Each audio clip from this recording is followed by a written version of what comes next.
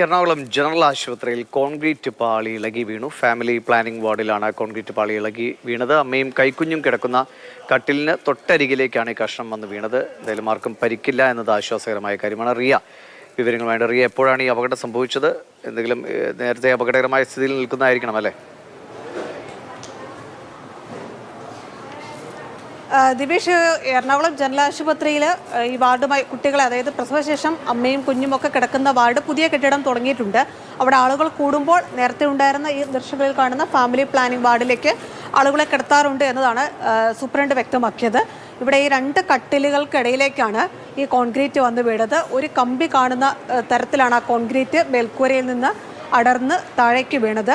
അതിനുശേഷം അവിടെ ഉണ്ടായിരുന്ന 7 കുടുംബങ്ങൾ, 7 പേരുണ്ടായിരുന്നു, ഇവിടെ ഉണ്ടായിരുന്നു, പ്രസവശേഷം ഈ വാർഡിലുണ്ടായിരുന്നു. അവരെ ഇവിടെ നിന്ന് മാറ്റിയിട്ടുണ്ട്.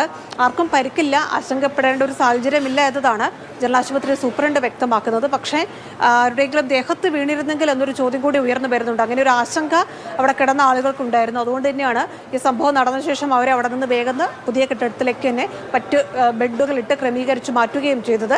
ഏതാണ്ട് വൈകുന്നേരത്തോടെയാണ് ഈ സംഭവം നടന്നത്. ഫാമിലി പ്ലാനിംഗ് വാർഡായിരുന്നു. അമ്മയും കുഞ്ഞും കിടക്കുന്ന 2 ബെഡുകൾക്കിടയിൽ നിലത്തേക്കാണ് ഈ കോൺക്രീറ്റ് ഇളകി വീണത്. ഒരു കമ്പി കാണുന്ന തരത്തിലേക്കായിരുന്നു. എന്തായാലും അപകടം ഉണ്ടായില്ല എന്നതാണ് ആശ്വാസകരം. പക്ഷേ നേരത്തെ പറഞ്ഞതുപോലെ ചെറിയ കുഞ്ഞുങ്ങളാണ്, ദിവസങ്ങൾ മാത്രം പ്രായമായ കുട്ടികളെയാണ് ഈ കിടക്കുന്നത്. റിയ ബേബിയാണ് വിവരങ്ങൾ നൽകിയത്. എറണാകുളം ജനറൽ ആശുപത്രിയിലാണ് ഇങ്ങനെ ഒരു അപകടം. എന്തായാലും ആർക്കും പരിക്കില്ല എന്നത് ആശ്വാസകരം.